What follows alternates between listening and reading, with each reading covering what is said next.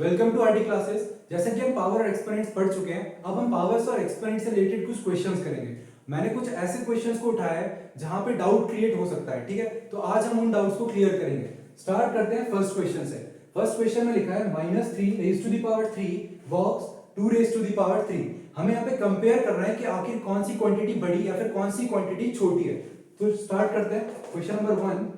-3 raise to the power 3 box 2 raise to the power 3, ठीक है। यहां पे लिखा गया है कि बेस और उसकी पावर कितनी है 3। पावर बेस से क्या कहती है कि तुम्हें 3 बार मल्टीप्लाई होना है, तो हम -3 को 3 बार मल्टीप्लाई कर देंगे। -3 into -3 into -3 box 2 into 2 into 2। यहां पे पावर ने बेस से क्या कहा, तुम्हें 3 बार मल्टीप्लाई होना है। -3 इंटू -3 इंटू -3। हम जानते हैं कि मल्टीप्लीकेशन में हमने ये सीखा है कि माइनस माइनस क्या हो जाएगा प्लस। तो यहां पे जो आंसर आएगा वो कितना आएगा +9। अब इस +9 को हम -3 से क्या करेंगे multiply. +9 multiply by -3 plus minus minus और 9 3 27। मल्टीप्लिकेशन में प्लस माइनस डायरेक्टली आंसर के साथ उसका साइन आ जाता है। तो यहाँ पे ओवरऑल आंसर कितना आएगा 27, that too with the negative sign, ठीक है। तो यहाँ पे कौन सा साइन है -27। अब यहाँ पे मैंने बॉक्स बनाया और यहाँ पे 2 इंटू 2 इंटू 2, जैसे कि 2 2 4 4 2 8 होता है, तो यहाँ पे कितना आएगा 8 आ गया। अब हमें कंपेयर करना है कि -27 और 8 में से आखिर ग्रेटर नंबर या फिर लेस नंबर कौन सा है, ठीक है। तो हम हेल्प लेंगे किसकी, नंबर लाइन की, ठीक है। नंबर लाइन पे प्लॉट करते हैं नंबर्स को। तो सेंटर में आता है 0, राइट हैंड साइड आते हैं पॉजिटिव इंटीजर्स और लेफ्ट हैंड साइड आते हैं नेगेटिव इंटीजर्स, ठीक है। हमारे पास कौन सा नंबर है -27, तो वो कहां आएगा लेफ्ट हैंड साइड -27। और पॉजिटिव इंटीजर क्या है 8, तो वो कहां पे आएगा यहाँ पे। जैसा कि हम इंटीजर्स की प्लेलिस्ट में पढ़ चुके हैं कि जब भी हम 0 के राइट हैंड साइड जाते हैं तो हमारी जो नंबर्स हैं वो क्या होते जाते हैं, इंक्रीज होते जाते हैं, वो वैल्यू बढ़ते जाती है। और अगर 0 के लेफ्ट हैंड साइड आएंगे, जैसे कि 0 के लेफ्ट हैंड साइड ये वाला और 0 के राइट हैंड साइड ये वाला, तो हमारा ये वाला जो नंबर है वो क्या है लेफ्ट हैंड साइड, वहां पे नंबर छोटे होते जाते हैं। तो इन दोनों में से आखिर ग्रेटर नंबर कौन होगा, तो राइट हैंड साइड जाने पर मुझे कौन सा दे नंबर दिखा 8, तो डेफिनेटली यहाँ पे कौन सा नंबर बड़ा है 8 बड़ा है। इस तरीके से हमने कंपेयर किया कि आखिर इन दो क्वांटिटी में से बड़ी क्वांटिटी कौन सी है, तो हम यहाँ पे ये वाला साइन लगा देंगे, ठीक है। अब देखते हैं नेक्स्ट क्वेश्चन।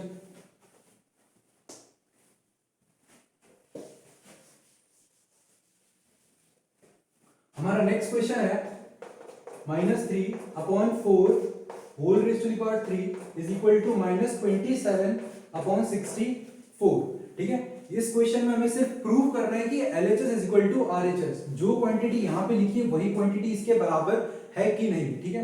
तो सिंपल है कि ये पावर है और ये पूरा का पूरा बेस है। इस केस में ये पूरा का पूरा ही क्वांटिटी क्या है बेस है, ठीक है। तो पावर बेस से कह रही है तुम्हें 3 बार मल्टीप्लाई होना है। तो -3/4 इंटू -3/4 इंटू -3/4, ठीक है, इज इक्वल टू -27/64। यहाँ पे ऊपर वाले जो नंबर है हम उनको डायरेक्टली मल्टीप्लाई कर देंगे और नीचे वाले जो नंबर है वो डायरेक्टली मल्टीप्लाई कर देंगे, जैसे कि मल्टीप्लिकेशन और डिवीजन ऑफ फ्रैक्शन में हमने सीखा है, ठीक है। तो माइनस माइनस माइनस 3 टाइम्स आ रहा है, माइनस माइनस प्लस बनाएगा और वो प्लस माइनस क्या बनाएगा माइनस बनाएगा। तो ओवरऑल आंसर में क्या आ जाएगा माइनस का साइन। तो ऊपर की तरफ हम जब सारे 3 को मल्टीप्लाई कर देंगे तो आंसर आएगा -27/4 इंटू 4 इंटू 4। यहाँ पे कोई साइन नहीं है, तो इसका मतलब क्या है कि यहाँ पे प्लस की क्वांटिटी आएगी। 4 4 16 और 16 4 64। तो हमारा लेफ्ट हैंड साइड आ चुका है -27/64 और राइट हैंड साइड आ गया -27/64 एज इट इज, ठीक है। हम देख पा रहे हैं कि यहाँ पे दोनों क्वांटिटी क्या है इक्वल है, तो LHS is equal to RHS। Hence हम यहाँ पे लिख सकते हैं LHS is equal to RHS, hence prove. तो इस क्वेश्चन को हमें ऐसे करना था, यहाँ पे सिर्फ प्रूव करना था। अब बढ़ते हैं नेक्स्ट क्वेश्चन की तरफ। 2 raised to the power 3 into 3 raised to the power 4 into 2 raised to the power 5 upon 2 raised to the power 4 into 9। ये हमारा क्वेश्चन है, ठीक है। इसमें से कुछ नहीं करना है, सिंपली हमें इसे क्या कर देना है एक्सपांड कर देना है, ठीक है। जहां जहां जो जो पावर्स हैं उसके हिसाब से हम उन नंबर्स को मल्टीप्लाई कर देंगे। स्टार्ट करते हैं। 2 raised to the power 3 मतलब 2 को कितनी बार मल्टीप्लाई होना है 3 टाइम्स। 2 into 2 into 2 into 3 को कितनी बार मल्टीप्लाई होना है 4 times. 3 into 3 into 3 into 3 multiplied by 2 raised to the power 5। 2 को कितनी बार मल्टीप्लाई होना है 5 times. 2 into 2 into 2 into 2 into 2। Whole upon 2 raise to the power 4 into 9, 2 into 2 into 2 into 2 into 9 को हम लिख सकते हैं 3 इंटू 3। अब हम देख पा रहे हैं कि ये वाली क्वांटिटी ऊपर की तरफ है न्यूमरेटर में और ये है क्या है डिनोमिनेटर में। हम यहाँ पे कैंसल आउट कर सकते हैं, जितनी जितनी चीजें कैंसल हो सकती है हम उन सबको क्या कर सकते हैं कैंसिल। तो 2 से 2 कैंसिल, 2 से एक और 2 कैंसिल, 2 से एक और 2 कैंसिल, यहाँ पे 2 एक और 2 से कैंसिल हो सकता है, 3 भी 3 से कैंसिल हो सकता है, 3 3 और ये 3 और 3। हमारे पास सिर्फ बचा क्या है 3 into 2 into 3 into 2 into 2 into 2। ठीक है, तो हम लिख सकते हैं 3 मल्टीप्लाइड बाई ये वाला 3 इंटू 2 इंटू 2 इंटू 2। इसको हम पावर्स के फॉर्म में भी लिख सकते हैं और आप चाहें तो इसको मल्टीप्लाई करके भी लिख सकते हैं। 3 3 जा 9 और 9 और इसका आंसर आएगा 8, तो 9 8 जा 72। इसको मैं पावर्स के फॉर्म में लिखूंगा 3 3 जा 9, 3 raise to the power 2 into 2 raise to the power 3। ये हमारा फाइनल आंसर है। अब हम बढ़ते हैं नेक्स्ट क्वेश्चन की तरफ।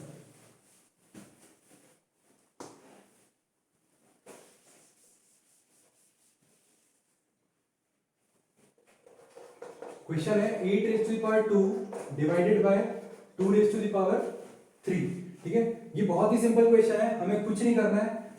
8 raise to the power 2 divide को हम लिख सकते हैं फ्रैक्शन के फॉर्म में। किसके फॉर्म में? फ्रैक्शन के फॉर्म में, upon 2 raise to the power 3। ठीक है, अब हम लिख सकते हैं कि 2 का जो है 8 जो है उसका प्राइम फैक्टराइजेशन अगर हम करें तो वो कितना आएगा, या फिर इसको एक और तरीके से देख सकते हैं। 8 को कितनी बार मल्टीप्लाई करना है? 2 बार, 8 इंटू 8 अपॉन 2 को कितनी बार मल्टीप्लाई करना है? 3 टाइम्स, 2 इंटू 2 इंटू 2। यहां पे हम कैंसिल आउट करें तो कितना आंसर आएगा? 2 4 जा 2 4 जा, और फर्दर कैंसिल हो सकता है 2 1 जा 2 2 जा। ओवरऑल आंसर हमारा कितना आया? 4 2 जा 8। तो हम लिख सकते हैं यहाँ पे 8 को अगर आप चाहें तो प्राइम फैक्टराइजेशन करके 2 रेज़ टू द पावर 3 लिख सकते हैं। क्यों? क्योंकि 2 को 3 बार मल्टीप्लाई करने से हमारा आंसर कितना आता है? 8। तो इसका आंसर एक और चीज हो सकती है 2 रेज़ टू द पावर 3। तो ये दोनों हमारे आंसर्स हैं। अब आते हैं नेक्स्ट क्वेश्चन पे। 2 raise to the power 3 into k raise to the power 3 into 5 k की पावर 4। ये हमारा नेक्स्ट क्वेश्चन है। इसमें सिंपली कुछ नहीं करना है, जो जो चीजें मल्टीप्लाई हो सकती है हम उन्हें मल्टीप्लाई कर देंगे और जो चीज नहीं हो सकती उसे नहीं करेंगे। जैसे 2 रेज़ टू द पावर 3 है, इसका ओवरऑल आंसर कितना आएगा? 8 into k raise to the power 3 और k raise to the power 4। हमने ये देखा था कि जब कोई बेसिस सेम हो, जब कोई बेसिस सेम हो और उनकी पावर डिफरेंट हो या फिर सेम हो, कोई दिक्कत नहीं है, हमारे सिर्फ बेसिस सेम होने चाहिए। अगर हमारे बेसिस सेम है तो हम पावर्स को क्या कर सकते हैं? ऐड कर सकते हैं, अगर उनके बीच में मल्टीप्लिकेशन साइन है तो। यहाँ पे k raise to the power 3 और यहाँ पे k raise to the power 4, तो इसका आंसर क्या लिखेंगे? k raise to the power 3 plus 4 that is 7। तो k raise to the power 7 इसका आंसर आएगा। हमारे पास 5 भी रिमेनिंग में है क्योंकि हमें नंबर्स अलग रखना है और वेरिएबल्स को अलग। तो k raise to the power 7, 8 5 का कितना होता है? 40। यहाँ पे आएगा 40 into k raise to the power 7। ये हमारा फाइनल आंसर होगा। अगर मल्टीप्लिकेशन साइन को हटाएं तो 40 k raise to the power 7, ये हमारा फाइनल आंसर है। ठीक है, अब हम बढ़ते हैं नेक्स्ट क्वेश्चन की तरफ। नेक्स्ट क्वेश्चन है 2/3 whole raise to the power 3 into 2/3 whole raise to the power 6 is equal to 4/9 whole raise to the power 2k minus 3। यहाँ पे हमें वैल्यू कैलकुलेट करनी है किसकी? वेरिएबल की। ठीक है, तो यहाँ पे हम यूज करेंगे किसका? कंपैरिजन ऑफ पावर्स का। कंपैरिजन ऑफ पावर्स का जब भी हम क्वेश्चन सॉल्व करते हैं तो हमारी सबसे पहली रिक्वायरमेंट ये होती है कि हमारे दोनों बेसिस क्या होनी चाहिए? सेम। सबसे पहली स्टेप, दोनों बेसिस क्या होने चाहिए? सेम। ठीक है, तो 2/3 whole raise to the power 3 2/3 whole raise to the power 6, यहाँ पे हमारे दोनों बेसिस क्या है? सेम, और बीच में क्या लगा है? मल्टीप्लिकेशन। तो पावर्स क्या हो सकती है? ऐड हो सकती है। ठीक है, तो यहाँ लिखेंगे 2/3 whole raise to the power 3 plus 6 that is 9 is equal to 4/9 whole raise to the power 2k minus 3। ठीक है, अब अभी भी हम देख सकते हैं कि यहाँ पे कितना बेस है? 2/3 और यहाँ पे कितना बेस है? 4/9। ये दोनों बेसेस अभी भी सेम नहीं है। ठीक है, तो हम इसको क्या करेंगे? सेम करने की कोशिश करेंगे। अगर हम ध्यान से देखें तो 2/3 को फर्दर सिंप्लीफाई नहीं करा सकता। क्यों? क्योंकि 2 से छोटे फैक्टर्स ऐसे नहीं है जिनको मल्टीप्लाई करने पे हमारा आंसर 2 या 3 आ जाए। बट 4 और 9 को हम मल्टीप्लिकेशन या फिर इनके प्राइम फैक्टर्स के फॉर्म में बिल्कुल लिख सकते हैं। ठीक है, तो मैं लिखूंगा 2/3 whole raise to the power 9 is equal to, इसको मैं लिख सकता हूं 2/3 whole raise to the power 2। 4/9 को सिर्फ मैं लिख सकता हूं 2/3 whole raise to the power 2। क्यों? क्योंकि बेस जब अपने ब्रैकेट के अंदर देख रही है तो उसे दिख रहा है कि ये जो 2 और 3 है इनके बीच में रिलेशन कैसा है, इनके बीच में रिलेशन डिवाइड का है। और जब भी पावर को डिवाइड या मल्टीप्लाई दिखता है तो वो दोनों नंबर्स पे इंडिविजुअली आ जाती है। ठीक है, तो यहाँ पे हम 2 के ऊपर पावर 2 आ जाएगी और 3 के ऊपर भी पावर 2 आ जाएगी। इसका मतलब यहाँ पे आंसर 4 आएगा क्योंकि 2 को 2 बार मल्टीप्लाई होना है। और यहाँ पे आंसर कितना आएगा 9। तो ओवरऑल आंसर कितना आ जाएगा 4/9। इसका मतलब 4/9 को हम लिख सकते हैं 2/3 whole raise to the power 2। 2/3 whole raise to the power 2। और अभी हमने सिर्फ 4/9 को लिखा है 2/3 whole raise to the power 2। But इसकी होल पावर कितनी है 2k माइनस 3। तो उसकी होल पावर भी हमें लिखना पड़ेगा 2k माइनस 3। अब हमें ये पता है कि जब बेस है और बेस के ऊपर कोई पावर है और उस पावर के ऊपर अगर कोई पावर है तो थर्ड लॉ के हिसाब से अगर किसी पावर के ऊपर पावर है तो वो दोनों पावर्स क्या हो जाती हैं मल्टीप्लाई। ठीक है, अब हम इसे आगे लिखते हैं।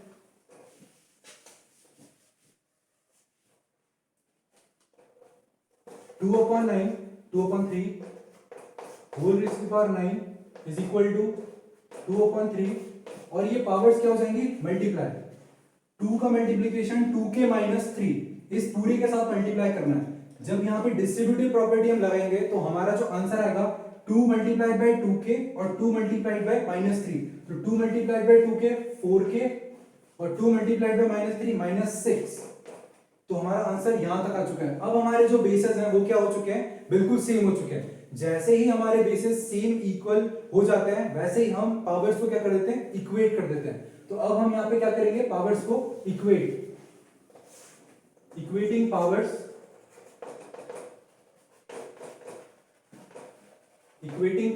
पावर्स क्या है 9 is equal to 4k minus 6। यहां पे हम लीनियर इक्वेशन का कंसेप्ट लगा के इस पूरी इक्वेशन को सॉल्व कर सकते हैं और वेरिएबल की वैल्यू फाइंड कर सकते हैं। जब भी हमें वेरिएबल की वैल्यू पता करनी होती है तो हम कांस्टेंट को एक साइड और वेरिएबल्स को एक साइड लिख देते हैं। -6 यहां पे शिफ्ट होगा तो 9 + 6 हो जाएगा क्योंकि यहां पे क्या था -6 यहां पे आके +6 is equal to 4k। 9 + 6 15 is equal to 4k।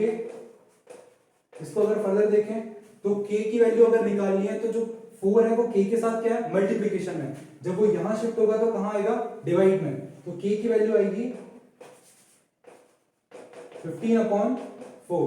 तो यहां से हमने वैल्यू k की कैलकुलेट करी। यही हमें इस क्वेश्चन में कैलकुलेट करना था कि आखिर k की वैल्यू कितनी आएगी। अब बढ़ते हैं हम नेक्स्ट क्वेश्चन की तरफ।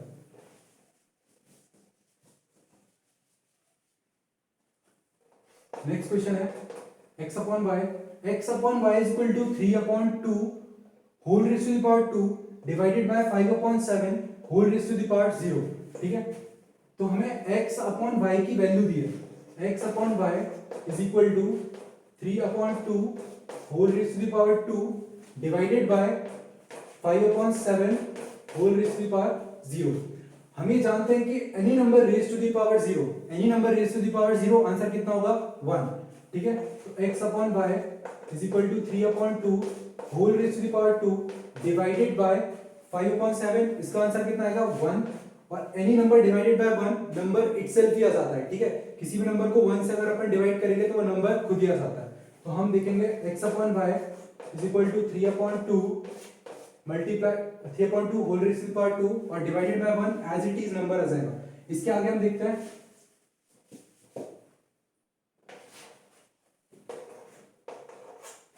x/y is equal to 3/2 whole raise to the power 2। ठीक है, यहां पे हम देख रहे हैं कि बेस की पावर कितनी है 2 और पावर ने जब अपने ब्रैकेट के अंदर देखा तो उसे दो नंबर्स दिखे। उन दोनों नंबर्स के बीच का जो रिलेशन है वो कैसा है डिवीजन का।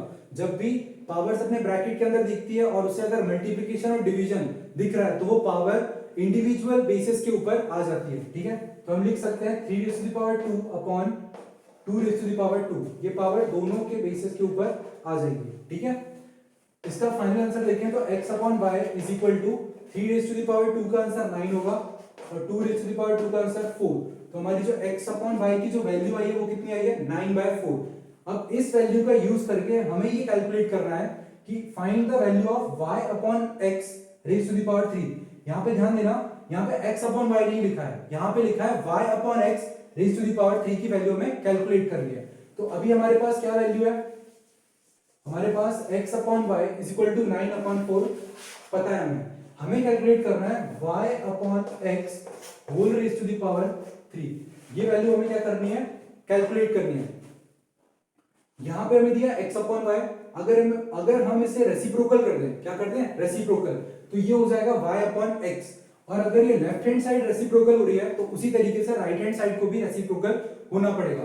इस हिसाब से अगर देखें तो y अपॉन x की जो वैल्यू आएगी वो कितनी होगी, इसका रेसिप्रोकल और इसका रेसिप्रोकल, तो ये हो जाएगा 4 अपॉन 9। तो हमारे y अपॉन x की वैल्यू कितनी है, 4 अपॉन 9। इस y अपॉन x की वैल्यू को हम यहाँ पे सब्स्टिट्यूट करेंगे, ठीक है। तो 4 upon 9 raise to the power 3। यहाँ पे फिर से पावर ने जब ब्रैकेट के अंदर देखा तो उसे देखा डिवाइड, जैसे ही डिवाइड दिखा तो वहां पे जो पावर है वो इंडिविजुअल बेसिस के ऊपर आ जाएगी, इधर भी और इधर भी। 4 रेज टू द पावर 3 और 9 रेज टू द पावर 3। 4 को 3 बार मल्टीप्लाई करने पे हमारा जो आंसर आता है वो आता है 64 अपॉन, और 9 को 3 बार मल्टीप्लाई करने पे आंसर आता है 729। तो हमारे यहाँ पे फाइनल आंसर कैलकुलेट हो चुका है कि आखिर y upon x whole raise to the power 3 का आंसर क्या होगा, 64 अपॉन 729। ठीक है, आई होप कि आप लोगों को पावर और एक्सपोनेंट्स के जितने भी क्वेश्चन और जितने भी क्वेश्चंस में इसमें से डाउट जो क्रिएट हुए हैं वो सारे समझ में आए होंगे। ठीक है, तो दैट्स ऑल फॉर टुडे, मिलते हैं आप नेक्स्ट वीडियो में।